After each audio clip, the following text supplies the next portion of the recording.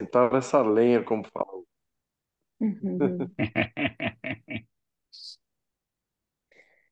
Então, boa noite, pessoal, Boa todos noite. presentes. Hoje a gente vai dar continuidade à aula da semana passada, né? Estada em Tiro e Sidom e Tiro.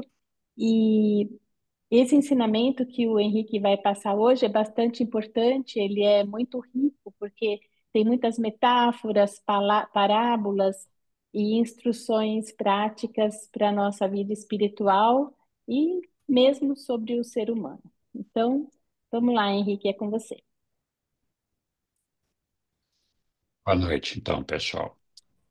Bom, nós vamos continuar falando, então, do documento 156, né, que nós iniciamos lá a semana passada, e essa aqui, então, é a segunda parte daquela aula, né, e vamos ver aqui. Eu hoje puxei aqui como uma chamada de atenção um dos textos que tem aqui nesse documento aqui, onde Jesus diz que para dar os frutos do Espírito, vós deveis nascer do Espírito, né? Deveis deixar-vos ensinar pelo Espírito e ser conduzido pelo Espírito, se quiserdes viver a vida plena do Espírito entre vossos semelhantes, né? Então, a chamada importante que Jesus nos faz, porque, de fato, para a gente poder. A gente sempre fala, né? Deus é espírito, e a gente não costuma fazer uma reflexão sobre essa questão de Deus ser espírito, né? Nós somos matéria, né? Então, a gente tem divagações, tem ideias certas e equivocadas sobre o que é a realidade espiritual, e não poderia ser diferente, posto que nenhum de nós ainda vivenciou essa realidade espiritual.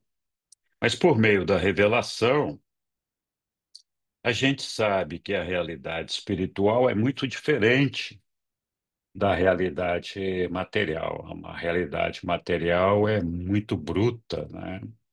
É muito dura, com muitas limitações. Quanto mais sólida a matéria, mais limitações ela tem, né? E, no caso do espírito, que é a realidade espiritual, o mundo do nosso Pai, tem um outro aspecto que nos chama a atenção, né? O- os reveladores costumam dizer com frequência que nós aqui na matéria não somos reais. Então a gente fala assim, puxa vida, como assim não sou real? Estou me vendo aqui, estou me apalpando, estou.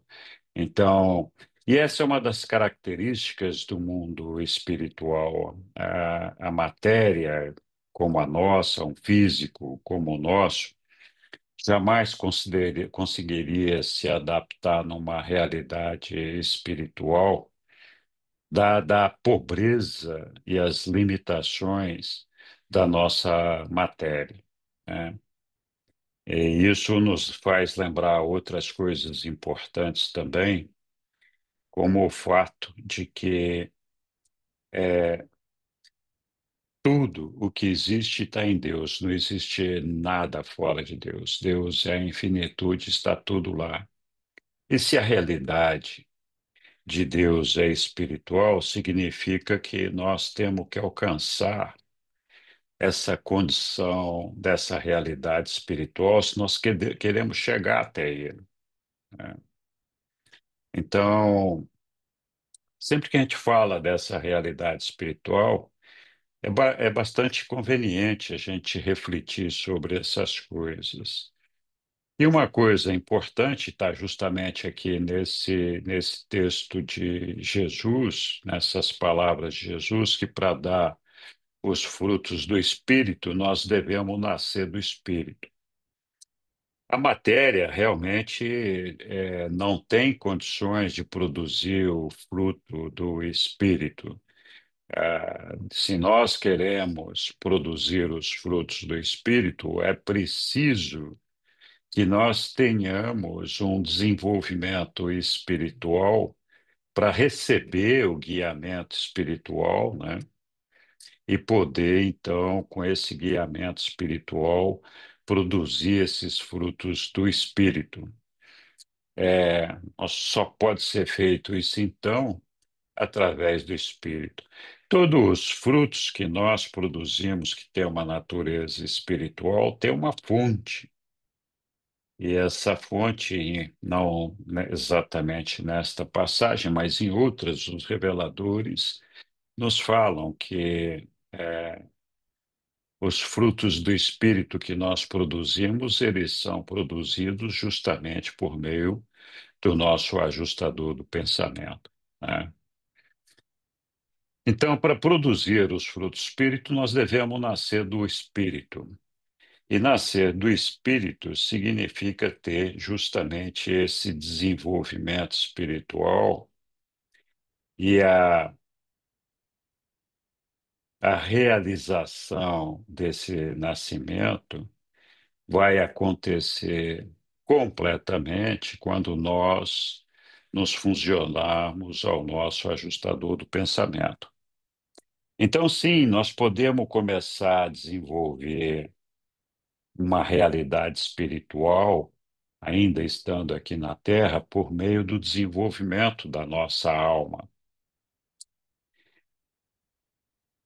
A gente estava falando das nossas limitações físicas, e outro dia eu estava conversando com alguém aqui na sala, e nós estávamos falando justamente de como que a gente pode se comunicar com o nosso ajustador do pensamento, né? É claro, é sempre uma conversa, assim, a gente fala bastante. Com certeza, o nosso ajustador do pensamento responde, mas nós não conseguimos ouvir. Então, essa comunicação com o nosso ajustador do pensamento, ela fica frustrada nesse sentido da gente não ouvir o nosso ajustador do pensamento, justamente porque nós estamos nesse corpo físico que, embora a gente veja esse corpo como uma realidade, a gente percebe, pode tocar e pode ver, ele tem uma série de limitações, com relação, por exemplo, aos sentidos. A gente tem, nos sentidos do corpo, cinco sentidos, né? E até mesmo esses sentidos, que é a visão, a audição, paladar, tato, todo esse negócio, até esses são muito pobres, né? Nós temos muitos animais que enxergam melhor que a gente, ouvem melhor do que a gente, etc. Então, eu estava comentando, na realidade moroncial, que é um elo intermediário entre a realidade física que nós estamos e a realidade do espírito, que é a realidade do nosso Pai. Então, o moroncial é um elemento, é uma coisa intermediária, é uma mistura de matéria espiritual com matéria física. E na morôncia, essa matéria moroncial, ela pode alcançar 70 sentidos. Então, não é para menos que a gente não consegue ouvir o nosso ajustador do pensamento. E na realidade espiritual, já que nós somos espíritos desenvolvidos, os reveladores nos dizem que nós podemos alcançar 210 sentidos, né? Então é por isso que, claro, eu me lembro de uma passagem que a gente estava festejando umas festas de Ano Novo, vendo fogos, e eu tenho uma irmã que é muito inocente, muito boazinha, a Bicélia, e a gente tinha um rapaz cego do nosso lado, né? E ela tentando descrever os fogos para ele, né? Agora foi vermelho, agora foi, olha, é amarelo, é azul, é uma combinação de cores, né? Ela queria brilhantar o foguetório para aquele ceguinho, né? Ué, podia fazer o esforço que quisesse, a verdade é que ele nunca viu aquelas cores, né? Então, para nós é a mesma coisa, a gente tem essa dificuldade de compreender as realidades do espírito, porque nos falta o sentido para perceber essas realidades. Então, na medida que nós desenvolvemos a nossa alma, e ela vai, então, se desenvolvendo cada vez mais, os reveladores nos dizem que a partir de um determinado ponto, e cada vez mais, a nossa mente vai deixando de trabalhar nesse intelecto material e cada vez mais a nossa mente usa essa alma para expressar, para receber informações, para processar as coisas. Então, a realidade física nossa, aos pouquinhos, ainda estando aqui na carne, vai mudar. É por isso que os reveladores nos falam que quando a gente chega lá no terceiro círculo psíquico, né? A gente começa no sétimo, vai para o sexto, quinto, quarto, terceiro, que a partir do terceiro círculo psíquico, a gente já teria alcançado um desenvolvimento importante da nossa alma, que poderia permitir que nós nos comunicássemos com o nosso ajustador do pensamento. Sendo que chegando no primeiro círculo, que seria então o momento de aproximarmos ali da fusão com o nosso ajustador do pensamento. Então, nessa fase, dizem os reveladores que alcançando o primeiro círculo, nós teríamos uma conversa fluida com o nosso ajustador do pensamento. E isso se dá justamente porque a alma, que foi plenamente desenvolvida, é um instrumento moroncial, né? Então, para dar frutos do Espírito, nós temos que nascer do Espírito. Então, isso significa o seguinte: nós temos que crescer na nossa natureza espiritual para cada vez mais percebermos as realidades espirituais e assim também sermos capazes de produzir os frutos do Espírito. Então, vamos lá. Jesus, então, né, saiu lá daquele recanto onde ele estava lá, onde ele curou aquela menina lá que estava com problemas de convulsões por um sistema nervoso, aquele negócio todo. Norana, a mãe da menina, foi muito insistente. Jesus tinha pedido para não ser perturbado. Os apóstolos fizeram fila para despachar aquela senhora e ela não aceitou de jeito nenhum. Só arredava o pé dali quando Jesus cuidasse da filha dela e ela estivesse curada. Então, uma demonstração de fé incrível, né?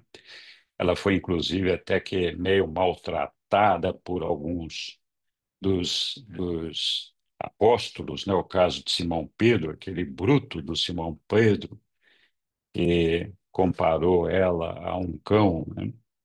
Então, assim, depois de ter feito o milagre de curar a menina lá, Jesus achou que eles tinham que sair dali, porque, é lógico, a mãe e a menina não se cansaram de fazer propaganda da cura e logo Jesus começou a ser assediado lá naquela região e foram embora, então, para Tiro.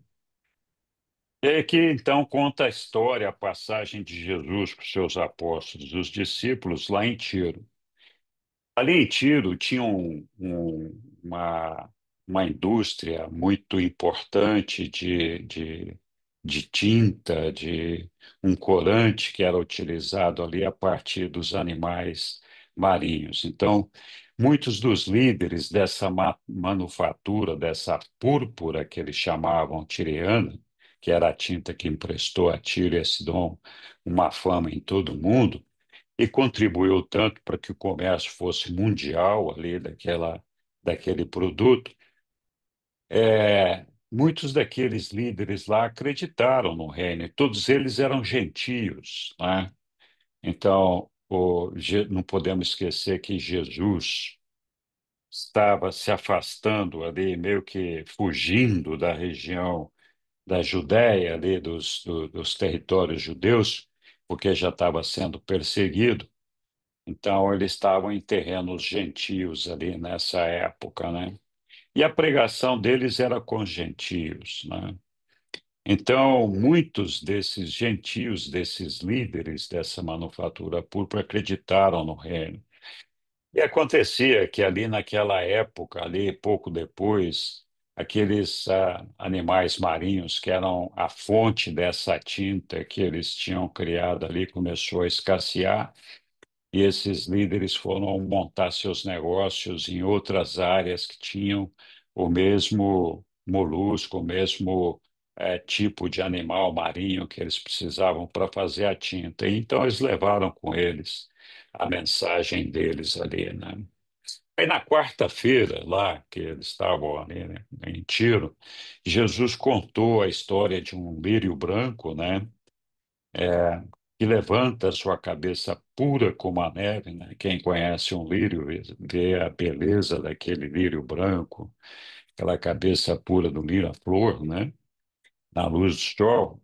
Mas as raízes do lírio muitas vezes estão enterradas no lodo e no esterco, né? E aí Jesus disse: o homem mortal, embora ele tenha suas raízes de origem e do ser no solo animal da natureza humana, ele pode, pela fé, elevar a sua natureza espiritual até a luz do sol da verdade celeste e conceber os frutos nobres do Espírito. Então, eu destaquei aqui pela fé, porque assim, o homem sem fé, o homem que não desenvolve a sua fé, não consegue alcançar essa evolução espiritual que lhe permite conceber os frutos nobres do Espírito. Ele não passa de um animal, ele é um animal como um gato, um cachorro, um papagaio ou qualquer outra coisa qualquer. Então, a nossa elevação espiritual, ela acontece pela nossa fé. O homem que não, que é desprovido de fé, tem dificuldade em conseguir fazer uma elevação espiritual progressiva. A fé é a chave para que a gente consiga desenvolver essa, esse crescimento espiritual. Eu vou falar um pouco mais da fé aqui para frente, e aí vamos deixar então para chegar lá para falar disso daí. Jesus usou uma parábola que tinha a ver com o seu trabalho, a carpintaria, e ele falou, né? Olha, nós temos que construir, vocês devem construir bem as fundações para o crescimento de um caráter nobre em dons espirituais. Para dar os frutos do Espírito, vós deveis nascer do Espírito e deixar-vos ensinar pelo Espírito e ser conduzidos pelo Espírito, se quiserdes viver a vida plena do Espírito entre vossos semelhantes. A gente tem uma dificuldade danada de compreender essas coisas que Jesus nos fala, né? Então, lógico, para desenvolver a nossa capacidade espiritual, o nosso crescimento espiritual, nós devemos ter fundações nobres, um caráter nobre, uma mente voltada para essa questão espiritual, uma mente buscadora de Deus, o desejo nosso de descobrir e alcançar Deus. Então, isso é fundamental, a gente tem que desenvolver em nós uma percepção de uma outra realidade que não esta que nós estamos e desenvolver essa fé, então, na busca do nosso Pai. Então, nascer do Espírito, como eu falei ali atrás, significa justamente desenvolver essa fé até alcançar ponto de fusão com o nosso ajustador do pensamento. Então, quando a gente tiver fusionado ao nosso ajustador do pensamento, nós teremos, então, completado esse nascimento, essa gestação, e então, a partir dali, nós seremos espíritos, né? Deveis deixar-vos ensinar pelo Espírito e ser conduzidos pelo Espírito, né? Então, todos nós sabemos que nós temos algumas realidades que fazem parte do nosso ser. Uma realidade é a realidade física, que é a mais fácil que todos nós percebemos e que a gente não precisa fazer esforço nenhum para perceber essa realidade física. A outra realidade que também a gente percebe bastante bem é a nossa realidade mental. E nós temos uma outra realidade, que é a realidade espiritual, e que essa já é bastante mais difícil da gente conseguir perceber. O que os nossos reveladores nos dizem é que para a gente desenvolver um caráter nobre e alcançar os dons espirituais, em várias passagens dos ensinamentos, eles dizem que nós devemos fazer com que a matéria, o nosso físico, esteja subordinado e guiado pela nossa mente. E que a nossa mente seja coordenada pelo Espírito, que eles estão falando, então, coordenada pelo Espírito significa ser coordenada pelo nosso ajustador do pensamento residente. A gente muitas vezes não se dá conta dessa linha de raciocínio e dessa lógica, mas a verdade é que é o seguinte: muitos de nós, muitos dos mortais, nós trabalhamos quase que inteiramente sobre a realidade material, e muitas vezes essa realidade material é a que domina o nosso ser e que nos conduz completamente, inclusive dominando a nossa mente. Então, é claro, a nossa matéria, o nosso corpo, o nosso físico tem demandas que precisam ser atendidas. Algumas delas nós não temos como escapar. Mas essas demandas são crescentes, e se a gente não estabelecer um limite, um controle sobre elas, que esse controle e esse limite deve ser colocado pela mente dentro daquilo que a gente sabe que é razoável, que é aceitável.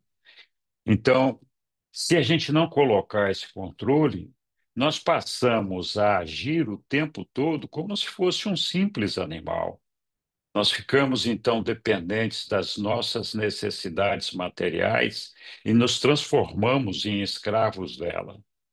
Quando a gente coloca alguns limites colocados pela mente, a gente consegue controlar um pouco e diminuir essa força que a energia física exerce sobre nós e, de alguma forma, controlá-la. O perigo, quando isso acontece, é que se a gente não for coordenado pelo espírito, a gente tende a ser pessoas extremamente egoístas e muitas vezes dominadoras, capazes de subjugar os nossos semelhantes, capazes de lutar por interesses pessoais próprios até as últimas consequências. Então, a mente que domina o corpo, mas não é coordenada pelo espírito, ela tende a ser uma mente ditadora, uma mente que quer dominar o meio ambiente, incluindo as pessoas onde ela está colocada. É por isso que a coordenação do espírito é importante, porque o espírito é que nos faz perceber que nós não somos a última bolacha do pacote, que existem outras bolachas nesse pacote, que nós somos, na verdade, uma partezinha desse pacote, que existe um Pai, que existe um Criador todo-poderoso que nos fez, que criou a todos os nossos irmãos. E aí nós já começamos a receber uma influência espiritual, e essa influência espiritual é que passa, então, a coordenar a mente e dominar a mente da mesma forma como a mente está dominando, a partir de um determinado ponto, aquele físico, aquela matéria. Então, essa sequência lógica de coordenação pelo espírito é que faz com que nós nos transformemos em cidadãos do reino de Deus. Antes disso, nós estamos muito distantes dessa realidade. Então, se a gente não construir um caráter nobre, com esse desejo de buscar o nosso Pai, de buscar uma fundação sólida para esse desenvolvimento espiritual, e essa fundação sólida, ela cresce com a nossa fé, o que vai acontecer é que nós vamos ficar tentando construir um nível espiritual em cima de uma fundação que não vai resistir a esse trabalho. A gente não pode se enganar achando que trabalhar para Deus, que servir a Deus, servir aos homens, é uma tarefa mais fácil do que servir à matéria, do que servir ao físico. Muito pelo contrário. A maioria das pessoas, a maioria dos mortais, foge do Evangelho de Jesus justamente pelo desafio, pela força que a gente tem que colocar em cima disso. Então, se a nossa fundação for fraca, nós não vamos resistir, não vamos conseguir desenvolver essa qualidade, essa natureza espiritual em nós, de forma a coordenar todo o nosso ser e fazer com que nós sejamos, então, cidadãos do reino de Deus. Então, se a gente trabalhar numa madeira carcomida por cupins e apodrecida por dentro, achando que nós estamos polindo ela por fora e que a gente vai dar um jeito e desenvolver a nossa espiritualidade a partir dali, a coisa não vai funcionar. É, podem me interromper quando quiserem. Então, Jesus, continuando sobre esse tema, ele disse: olha, que cada homem certifique-se que as fundações intelectuais e morais do caráter sejam tais que suportem adequadamente a superestrutura da natureza espiritual. E a única maneira da gente fazer isso é nos fortalecendo por meio da fé, que eu vou falar de novo mais para frente aqui.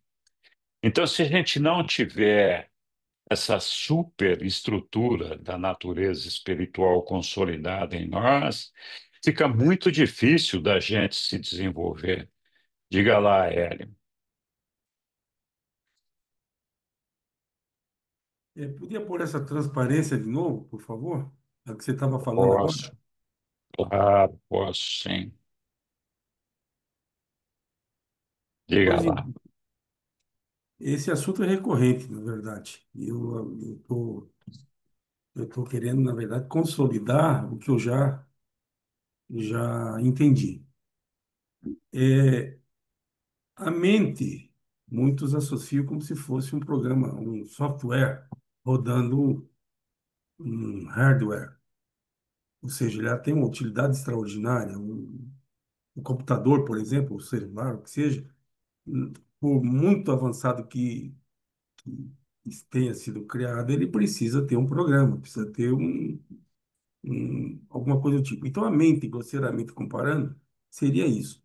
No entanto, o que a gente aprende no livro Durante é que tem uma personalidade que, na verdade, é essa personalidade que vai ser sobrevivente ou não sobrevivente, na repersonalização. E muitos aqui no meio urantiano entendem que essa personalidade tem, na verdade, o poder de decisão. É ela a personalidade que aceita ou deixa de aceitar a influência do ajustador, é ela que decide ou não pela sobrevivência.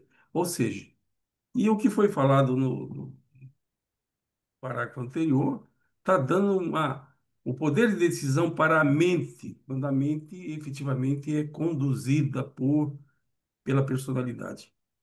Esse é um ponto. O outro é o que está aqui na tela que você está apresentando. Aqui está falando, eu vou ler, que cada homem certifique-se de que as fundações, não é pouca coisa, fundação é onde você alicerça tudo, intelectuais e morais do caráter.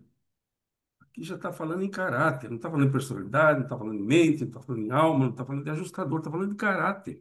Mas a sequência diz o seguinte: sejam tais que suportem adequadamente a superestrutura da natureza espiritual, que se amplia, ou seja, modifica e que enobrece, e assim deve transformar a mente mortal, ou seja, a mente é objeto de evolução a partir de valores de conhecimento, de intelectualidade, de cultura, e ainda que o texto não diga, a partir da decisão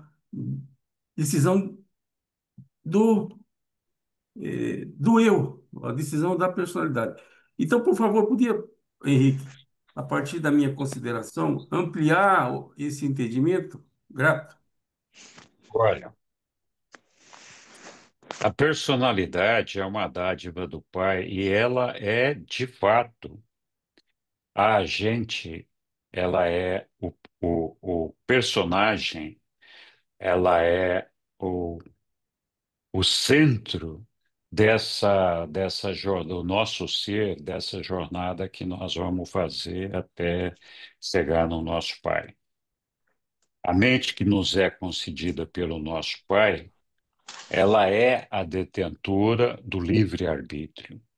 Então, o livre-arbítrio está centrado na mente, na personalidade, perdão.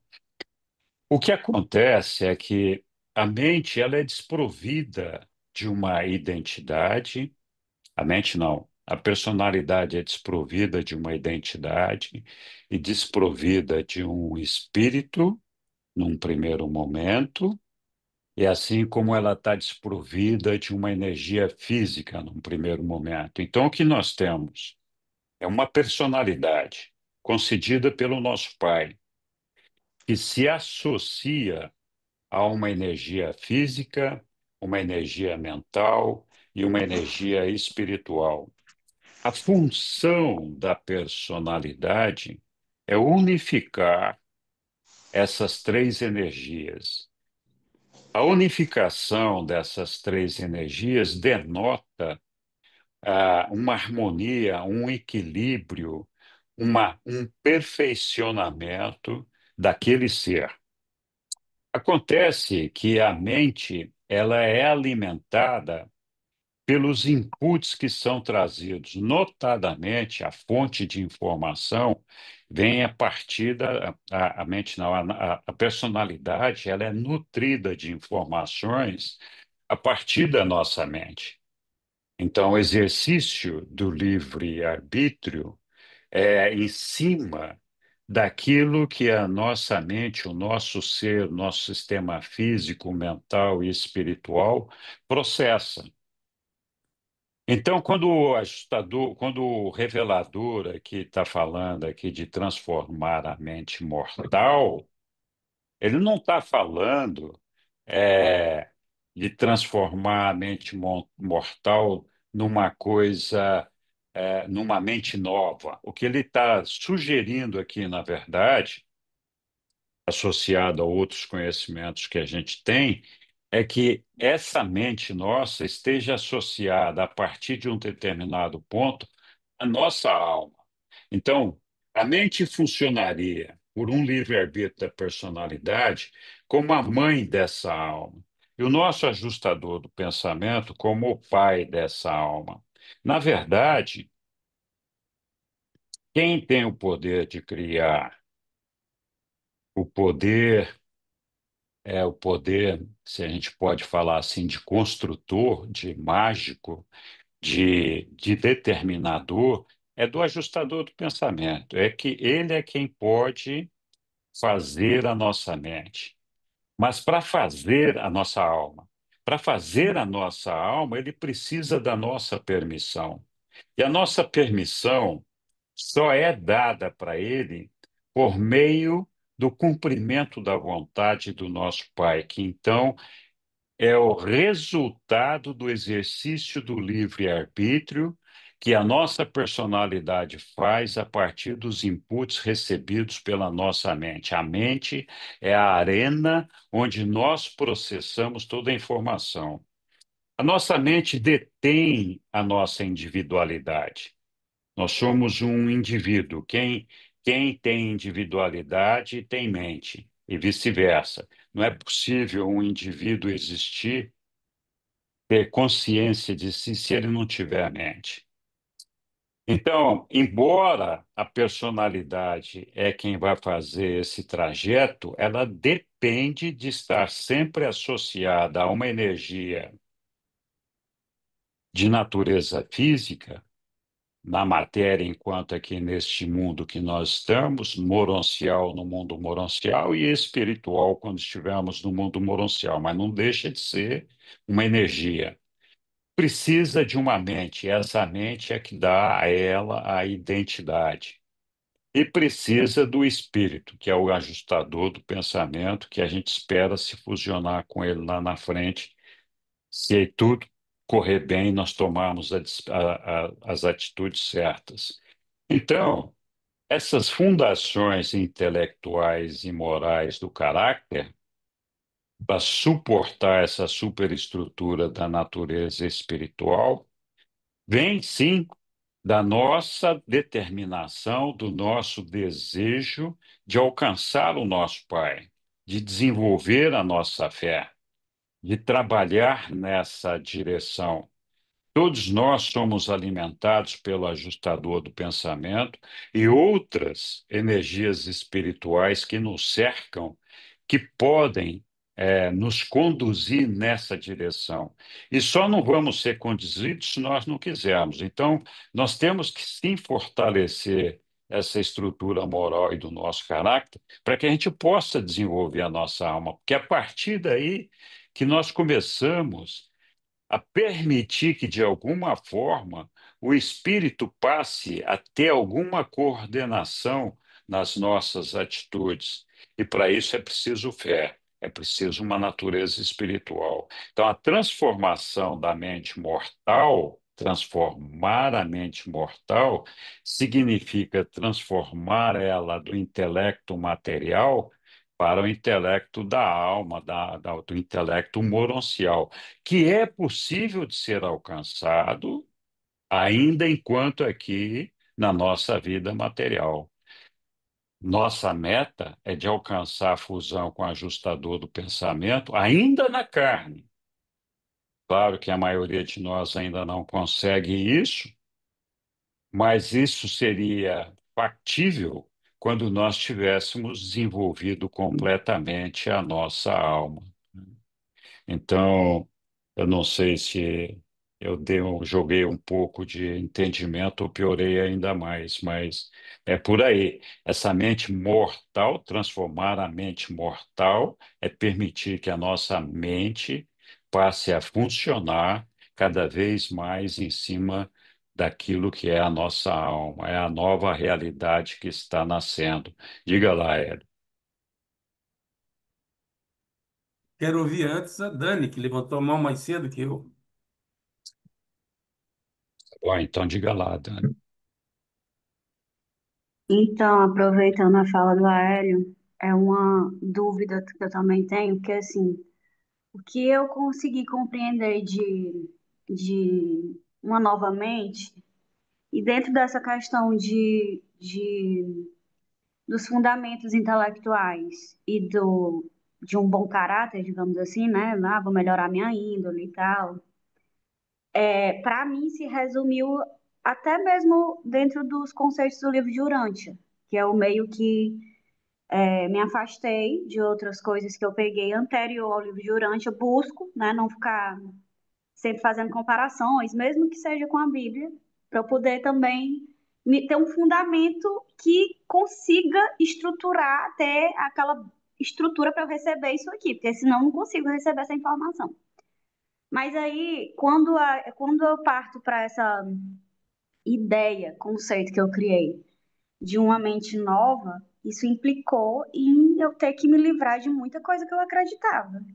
E também de muito conceito intelectual que eu peguei até do livro de Urântia. Porque, assim, de uma certa maneira, eu não consigo desassociar essa mente nova a ser dominada pelo espírito.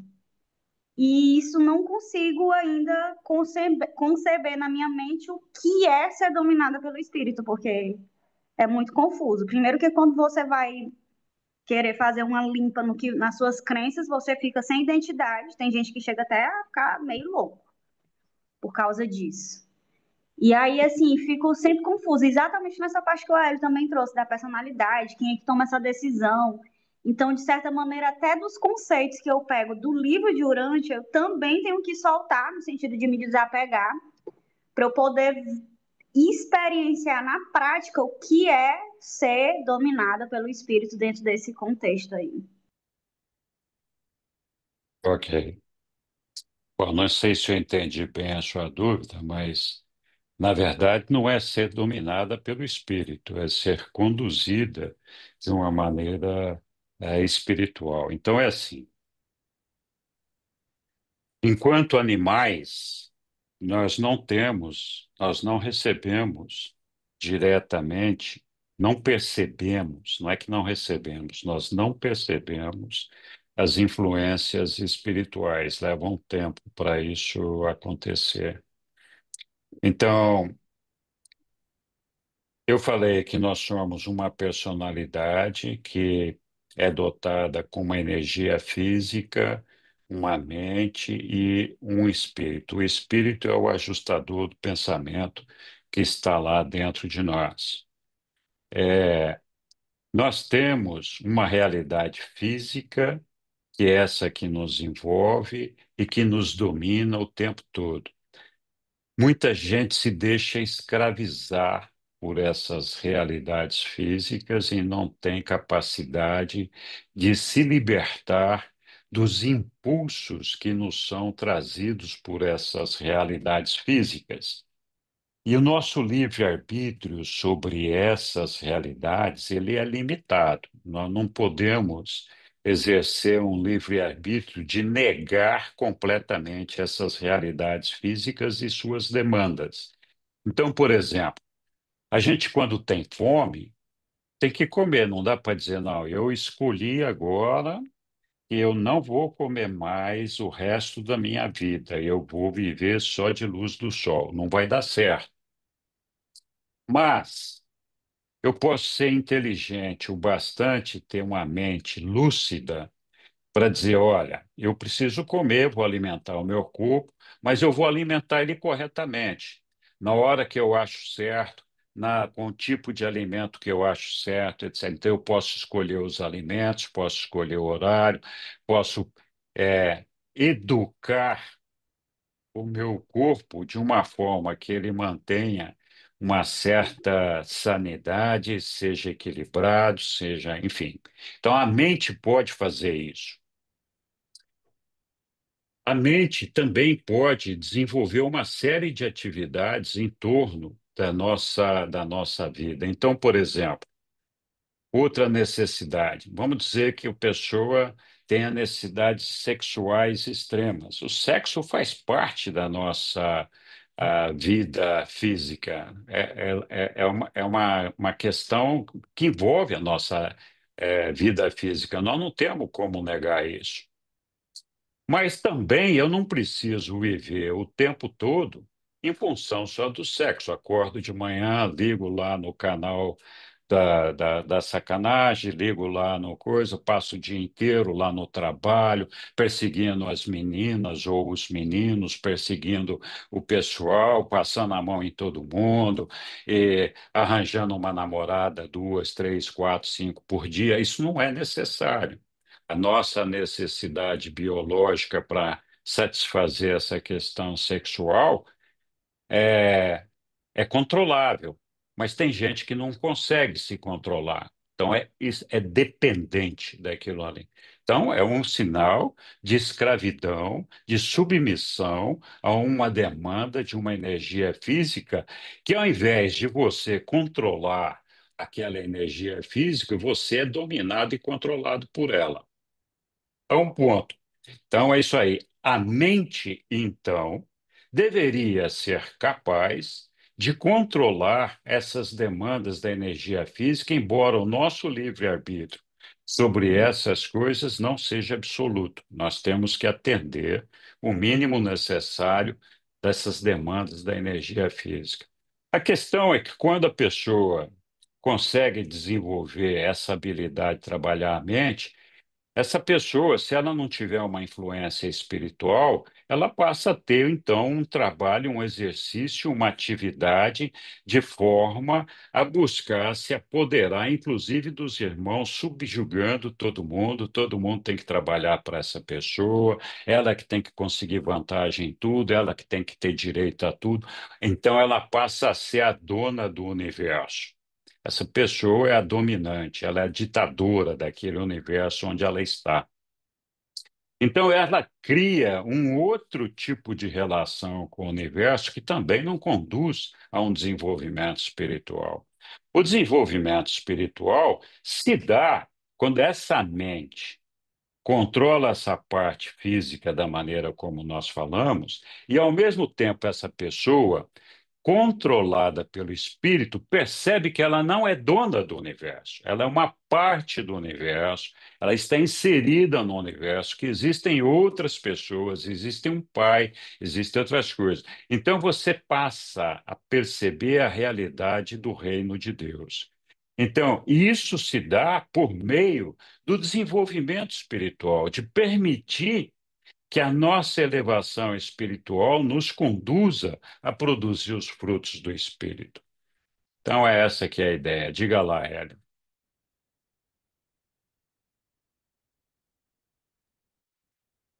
Rapaz, você cada dia me encanta mais pela sua Não, didática, não quero encantar, eu quero que todo pelo mundo. seu conhecimento. Podia pôr de novo aquela tela, aquele slide, que eu estou preso, eu não estou conseguindo sair.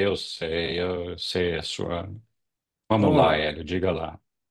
Ainda que eu seja um dinossauro tecnológico,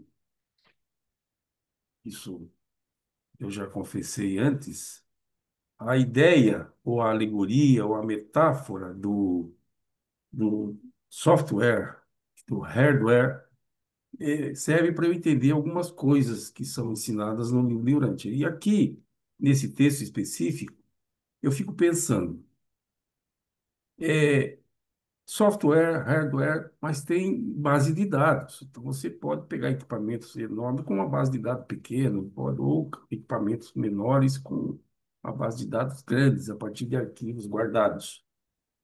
Por que estou falando isso? Para entender a primeira frase, que diz que as fundações intelectuais e morais do caráter. Aí eu pergunto, o caráter é causa ou é efeito de alguma coisa? O caráter é o ajustador, o caráter é a alma, o caráter é a mente. De onde apareceu esse tal de caráter? Já que ele tem uma capacidade de influenciar a mente. Ou seja, uma pessoa de bom caráter, o entendimento vulgar da maioria das pessoas é que uma pessoa de caráter que tem grandes valores, que tem uma moralidade avançada, tem um caráter especial.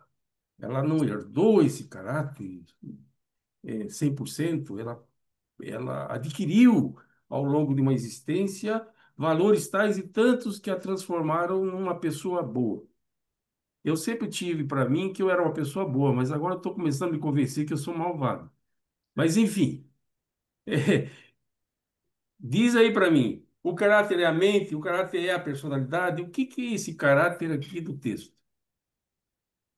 Olha, Hélio, o que eu entendo é o seguinte, que nós temos que construir uma fundação, e isso é um trabalho conjunto da nossa personalidade, da nossa energia física, do nosso intelecto, da nossa mente e da nossa energia espiritual, que vão criando um caráter, uma natureza tal em cada indivíduo, capaz de fazê-la perseguir essas coisas espirituais e se libertar da escravidão, material. Eu vou avançar mais um pouco aqui, eu espero que parte das suas respostas sejam atendidas aí, porque nós estamos correndo bastante no horário aqui, está ficando curto. Então, eu vou retornar nisso daqui assim que a gente avançar mais um pouco, tá bom? Ah, onde é que nós estamos aqui? A vossa natureza espiritual, no nosso caso, a nossa natureza espiritual é a alma, que é conjuntamente criada por nós e pelo ajustador do pensamento, mas a mente moral e a moral do indivíduo são o solo a partir do qual essas manifestações mais elevadas do desenvolvimento humano e do destino divino devem florescer. O solo da alma em evolução é humano e material, mas o destino dessa criatura combinada de mente e espírito é espiritual e divino. Muito bem.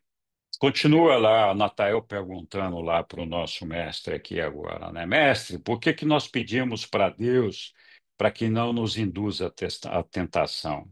Se a gente sabe que Ele não faz isso, Ele não nos induz à tentação. Lembra lá no Pai Nosso, livra-nos do mal, todo aquele negócio quando a gente reza o Pai Nosso, por exemplo, quando nós oramos ao Pai, a gente, os cristãos aprenderam que deve pedir para Deus nos livrar de todas as tentações. Então, de fato, o Pai não coloca nenhuma tentação para nós. E Jesus responde aqui para Natanael: "Ó, todos vós já começais a conhecer o Pai como eu o conheço. E não como os profetas hebreus primitivos tão vagamente o viam, naquela ideia de que tinha que pedir para o pai para afastar a tentação, para que eles não se sentissem tentados a fazer as coisas erradas, né? Vossos antepassados estavam dispostos a ver Deus em quase tudo o que acontecia. Ainda hoje é assim, né? Nós associamos a Deus tanto ao bem quanto ao mal. E nós sabemos que Deus não é o mal, Deus é o bem. Então, é que quando nós não conseguimos explicar alguma coisa, nós atribuímos a razão daquilo ali a algum motivo sobrenatural, e por trás desse sobrenatural, muitas vezes está Deus, né? Então, quando movidos por um impulso forte de fazer alguma coisa boa ou má, nós tínhamos o hábito, os profetas tinham o hábito de se justificar dizendo: olha, o Senhor falou comigo assim, faz isso, faz aquilo, etc. Então, tornou-se um hábito acreditar que Deus nos induzia à tentação para testá-los, puni-los ou fortalecê-los. Mas os homens são levados à tentação pelos desejos do seu próprio egoísmo e os impulsos da sua natureza animal. Então, não é Deus que coloca esse negócio no nosso caminho, senão que a nossa própria natureza e o nosso egoísmo é que faz com que a gente ceda à tentação de muitas coisas. Quando tentados desse modo, e aí Jesus dá uma fórmula aqui para a gente tentar superar isso. Então, quando tentados desse modo, recomendo que reconheçais primeiro a tentação de maneira honesta e sincera, exatamente pelo que ela é, e que guieis inteligentemente as energias do espírito, da mente e do corpo que estão buscando expressão para canais mais elevados e metas mais idealistas. Desse modo, vós podeis transformar as vossas tentações nos tipos mais elevados de ministração mortal edificante, ao mesmo tempo em que evitais quase inteiramente esses conflitos desgastantes e enfraquecedores entre a natureza animal e a natureza espiritual. Então, essa é a fórmula para superar, né? Quero prevenir-vos, todavia, contra a loucura que é o afã. E muitos de nós fazemos isso, né? De tentar superar um problema, né? De um desejo de uma tentação, adotando outro desejo, outra tentação supostamente superior, né, para a gente diminuir aquela vontade, aquele desejo e tentar superar aquela tentação anterior que a gente estava tendo, fazendo uso da mera força da vontade humana, né? Então, Jesus está dizendo, não adianta você trocar uma coisa por outra, vai estar tudo errado. Você tem que usar uma fórmula espiritual para poder superar essas tentações. E que é essa fórmula espiritual que vai nos dar a retidão para conseguir manter-nos sempre na direção da nossa meta, do valor verdadeiro, da verdade absoluta de alcançar o nosso Pai. Se quiser ser verdadeiramente triunfante sobre essas tentações da natureza inferior, deveis alcançar aquela posição da vantagem espiritual por meio da qual, real e verdadeiramente, desenvolveste um interesse e um amor real pelas formas mais elevadas e idealistas na conduta que a vossa mente deseja colocar no lugar daqueles hábitos inferiores e menos idealistas de comportamento que reconheceis como sendo tentações. Desse modo, sereis libertados por meio da transformação espiritual, mais do que sobrecarregados cada vez mais com a supressão enganosa dos desejos mortais. Então, quando a gente tem uma meta terrena, né, quando alguém coloca na cabeça ali, por exemplo, um estudante jovem ainda, não, eu quero entrar na Universidade Federal, quero ser médico, e esse negócio é a razão da minha vida, é a coisa mais importante que eu tenho. O cara estuda 24 horas por dia, não sai daquele negócio ali. Não come direito, não dorme direito, não sai para lugar nenhum, está focado, vai fazer exame naquele negócio todo, né? Então não tem nada que possa desviar, nem balada, nem namorada que possa desviar o indivíduo daquela meta e daquele objetivo que ele colocou com determinação na cabeça dele. No nível espiritual, o que funciona dessa forma é a nossa fé. Então, funciona assim: a fé não é um instrumento de acreditar que o nosso Pai existe. Não é a certeza absoluta da existência do nosso Pai. Não é a certeza absoluta de que nós vamos estar lá na vida eterna, esse negócio todo. Essa convicção não é fé. Assim como não é fé as crenças que nós temos. Então, quando você tem uma crença muito forte numa determinada coisa, ela só passa a ser uma equivalente à fé se aquela crença que você tem fizer com que você mude o seu modo de vida. Você estipule um novo padrão de comportamento e de atitudes para alcançar aquele objetivo, aquela meta a que você está dispondo. Aqui, no caso, de alcançar o Pai. Então, você faz assim: olha, a minha meta é alcançar o Pai. E você tem uma convicção tão forte, um amor tão profundo por esse Pai, e esse desejo de alcançá-lo, que nada que possa te desviar desse caminho vai fazer com que você se afaste desse ideal e dessa perspectiva. Isso é a fé. A fé faz com que você não ceda à tentação em momento nenhum, de forma a fazer alguma coisa que possa prejudicar essa meta, esse destino que você traçou de alcançar o seu Pai. Portanto, a fé é um instrumento que faz com que você mude o seu padrão de vida, você mude as suas atitudes, você adote uma retidão da qual você não se dispõe a sair de maneira nenhuma. Então, essa é a fé genuína, é a fé forte, que faz com que a gente possa resistir a todas as tentações. Porque a gente sabe que, cedendo a essas tentações, nós podemos incorrer no mal e no pecado, e nós não queremos nos desviar dessa meta de alcançar Deus, né? Então, desse modo, sereis libertados por meio da transformação espiritual, mais do que sobrecarregados cada vez mais com a supressão enganosa dos desejos mortais. O que é velho e inferior será esquecido no amor novo e superior. A beleza sempre triunfa sobre a fealdade dos corações de todos aqueles que são iluminados pelo amor da verdade, né? De novo eu vos digo, disse Jesus lá, não vos deixeis vencer pelo mal, mas antes triunfai junto com o bem sobre o mal. Os apóstolos e os evangelistas continuaram noite adentro fazendo perguntas, né?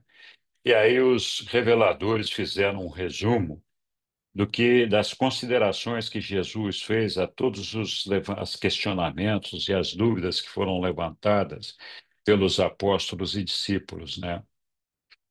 Então disse Jesus que a ambição impetuosa, o julgamento inteligente e a sabedoria temperada são essenciais ao sucesso material. Todos nós sabemos disso, né? Então, se a gente tem uma ambição impetuosa, um julgamento inteligente das coisas e uma sabedoria equilibrada, nós temos tudo para ter sucesso material. A liderança depende da habilidade natural, da descrição da força de vontade e da determinação que cada um tem de alcançar essas metas. Em contrapartida, o destino espiritual depende da fé, do amor e da devoção à verdade, da fome e sede de retidão, do desejo de todo o coração de encontrar a Deus e de ser como Ele. Em outras palavras, o que nós estamos dizendo aqui é que se realmente a gente quer encontrar a Deus e ser como Ele, a nossa vida passa a ser um ritual. Eu estou usando a palavra ritual aqui só para estabelecer um padrão que é de sempre trabalharmos fazendo a vontade do nosso Pai. E a vontade do nosso Pai é a vontade de que nós sejamos perfeitos como Ele é. E quando nós queremos ser perfeito como Ele é, nós temos ideias distorcidas e difíceis de serem corretamente desenhadas na nossa mente e na nossa imaginação. A gente pode achar que perfeito é o diamante lapidado, perfeito é a pintura que não está arranhada, e assim vai. Mas, na verdade, a perfeição do nosso Pai está vinculada principalmente à questão espiritual. É o desejo de implantar entre nós, né, o reino de Deus, fazer com que Ele, nosso Pai, esteja lá como Pai de todos nós e todos nós sejamos irmãos. É o desejo da fraternidade. Então, essa perfeição espiritual implica nesse reconhecimento da irmandade e no serviço aos homens, de compreender que nós fazemos parte de um universo, somos parte desse todo e que esse todo também é parte de nós. Então, a ideia por trás de tudo isso daí é que tudo que nós fazemos aqui na Terra seja de um equilíbrio, de uma harmonia constante com tudo aquilo que nos cerca, especialmente no que diz respeito ao nosso relacionamento com as personalidades que nos cercam. A gente tem ideias equivocadas de que nós temos que acolher as pessoas da cama, comida, bebida, recolher do frio, resolver os problemas de fome, de doença.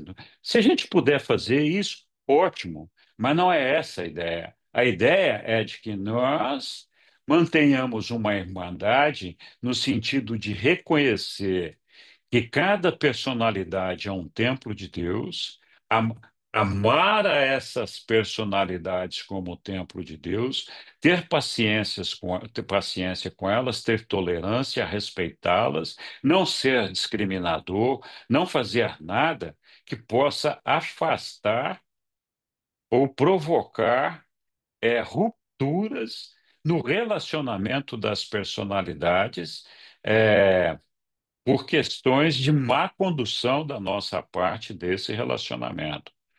Então, tudo aquilo que a gente faz que afasta as pessoas de nós, trazendo conflitos, trazendo situações de ruptura nos relacionamentos, está contra a vontade do nosso Pai. E enquanto a gente não superar essas coisas, dificilmente nós vamos conseguir esse destino espiritual. E dificilmente nós vamos ter o estabelecimento dessa fé com convicção dentro de nós, aceitando o universo criado pelo nosso Pai como ele é, as pessoas como elas são, tendo paciência e tolerância com elas, respeito e dando-lhes dignidade, amor, serviço e carinho. Nós não precisamos concordar com tudo que está à nossa volta, mas nós temos que compreender que a diferença foi criada pelo nosso Pai. E todos nós fomos criados animais. Então, alguns conseguiram escapar desse nível do animal, outros ainda não, mas eles estão ali. Nosso Pai continua lutando para trazer todos eles a essa realidade espiritual. E o nosso trabalho é ser parceiro do nosso Pai nessa tentativa, nesse esforço de trazer todo mundo à realidade espiritual e para dentro do reino de Deus. Então, a maior parte dos problemas que nós temos hoje não estão relacionados com o maligno, mas estão relacionados com a nossa ignorância no relacionamento com as pessoas que conosco estão no dia a dia. Então, não vos desencorajeis com a descoberta de que nós somos humanos. A natureza humana pode ter tendência para o mal, mas ela não é inerentemente pecadora. E ela tem tendência para o mal por quê? Ela tem tendência para o mal porque ela é imperfeita. Nós somos ignorantes, eu já falei isso outras vezes. Nós temos dificuldade em perceber coisas simples. Citei muitas vezes os incomodados que se mudem. A gente faz alguma coisa que está incomodando as outras pessoas. Bom, dane-se, os incomodados que se mudem. Bom, nós estamos fazendo mal. Nós não somos o dono do universo. Nós vivemos com outras pessoas e temos que buscar uma maneira de que todos nós estejamos felizes naquele ambiente. Vai ser difícil agradar todo mundo, mas é justamente esse esforço nessa direção de ter amor, compaixão, serviço por todo mundo e respeitar as personalidades que nos cercam que faz com que a gente possa construir esse reino de Deus e fazer a vontade do nosso Pai. Né? Deveis aliviar os fardos da vossa alma, adquirindo rapidamente uma visão de longa distância do vosso destino, uma expansão da vossa carreira no universo. Então, esse olhar, eu estava outro dia pensando, né? A gente corre muitas vezes, com tantas coisas, a gente tem urgência com tantas coisas, né? Fala, não, até para encher um copo d'água, a gente quer que aquele copo seja logo cheio d'água, beber tudo de uma vez. Então, assim, nós temos uma urgência para fazer as coisas, tudo é corrido, tudo é. Aí eu estava pensando, né? Nós vivemos aqui nesta terra aqui, vamos colocar aqui, vai dando. é, Sendo generoso para todo mundo, nos dias de hoje, 100 anos. Vai. O que é 100 anos diante da eternidade, né? Outro dia alguém calculou, eu não sei como é que calcula isso, mas é, eu acho que essa conta ainda está errada, que nós levaríamos 200 bilhões de anos para chegar em Avona. Caramba!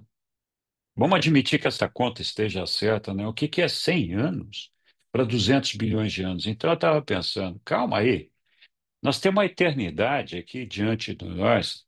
Ele não precisa ter pressa, ele não precisa ter desespero. Vamos com calma, muita calma nessa hora, né? A eternidade está ali na frente, não adianta a gente correr.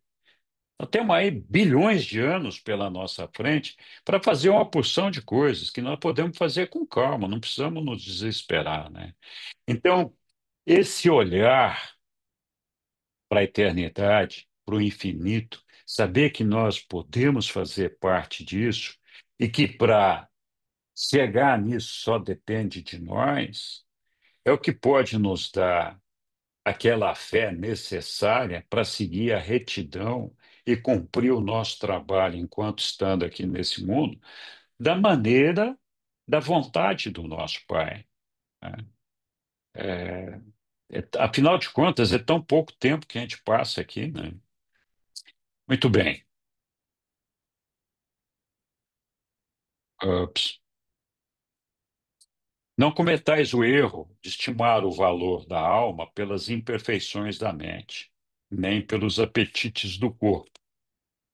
Não deveis julgar a alma nem avaliar o seu destino pelo padrão de um único episódio humano e infeliz. Então, tem muita gente que se afasta de Deus porque não conseguiu resistir a uma tentação. E aí fala, pronto, rompi o meu relacionamento com Deus, né? Rompi meu relacionamento com o Pai. De que maneira agora eu restabeleço essa conexão, né? Escuta, a gente não tem que ficar se castigando, erramos. Temos que reconhecer que erramos, pedir perdão a Deus e continuar a nossa vida. Vamos fazer. Nós valemos mais do que o pequeno erro que nós cometemos ali. O que é o problema, o que é errado, é a gente estar o tempo todo cometendo o mesmo pecado continuadamente, ou vários pecados, não importa, com a consciência de que nós estamos fazendo uma violação da vontade do nosso Pai, né? Então, o nosso destino espiritual é condicionado apenas pelas nossas aspirações e propósitos espirituais. Se a gente deseja realmente, com fé, que aquilo ali vai acontecer, né? A religião é a experiência exclusivamente espiritual da alma imortal, em evolução no homem sabedor de Deus. O poder moral e a energia espiritual são forças poderosas que podem ser utilizadas para lidar com as situações sociais difíceis e resolver os problemas econômicos intrincados. No dia nós estávamos falando, né, na aula passada, estava falando justamente disso, né? Jesus nos falou ali que a nossa parte do nosso trabalho, a nossa responsabilidade é resolver os nossos problemas espirituais. Se nós conseguirmos uma elevação espiritual, nós com certeza vamos ter sabedoria para lidar com os nossos problemas materiais, nossos problemas econômicos, nossos problemas políticos, sociais, seja lá o que for, né? Então, assim, a sabedoria, ela não vem do conhecimento. O conhecimento pode até ajudar nisso daí, mas a sabedoria não está restrita ao conhecimento. Se fosse assim, o cara que é analfabeto, que mora embaixo da ponte, nunca poderia ter sabedoria, nunca poderia alcançar Deus.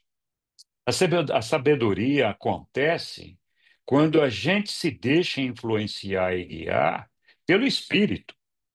Quando a gente tem uma visão espiritual das coisas, o que significa conhecer e entender o ambiente, o universo onde nós estamos inseridos e a importância de todas as pessoas e de todas as coisas dentro desse universo, é isso que faz com que a gente possa tomar decisões acertadas em cima dessa compreensão espiritual desse reino de Deus, do qual nós fazemos parte. É isso que nos dá sabedoria para nos guiar nas decisões corretas, né? Vós, vós estáis destinados a viver uma vida pequena e medíocre, se apenas amardes aqueles que vos amam. É fácil, né? A gente se relacionar e se dar bem com as pessoas que naturalmente fazem parte do nosso círculo de privilegiados, que a gente gosta, que eles gostam da gente, é amigo, tudo certo. Isso é muito legal. Mas aí está Jesus dizendo aqui que nós estamos destinados a viver uma vida pequena e medíocre se a gente só amar aquelas pessoas que nos amam? Qual é o mérito que existe nisso, né? Então, o amor humano pode de fato ser recíproco, mas o amor divino, que é o do reino de Deus, expande-se em toda a sua busca de satisfação. Então, eu não preciso resolver o problema daquele cara que está drogado na rua. Não é isso que eu tenho que fazer. Mas eu também não preciso desprezar o ser humano a ponto de desconsiderá-lo, de nem olhar para ele, né? De não ter nenhum tipo de relacionamento, de, sei lá, não dar nenhuma atenção, de não ficar penalizado ou compadecido das pessoas que estão sofrendo à nossa volta. Então, quanto menos amor existir na natureza de qualquer criatura, maior é a necessidade de amor. E tanto mais amor divino busca satisfazer a essa necessidade.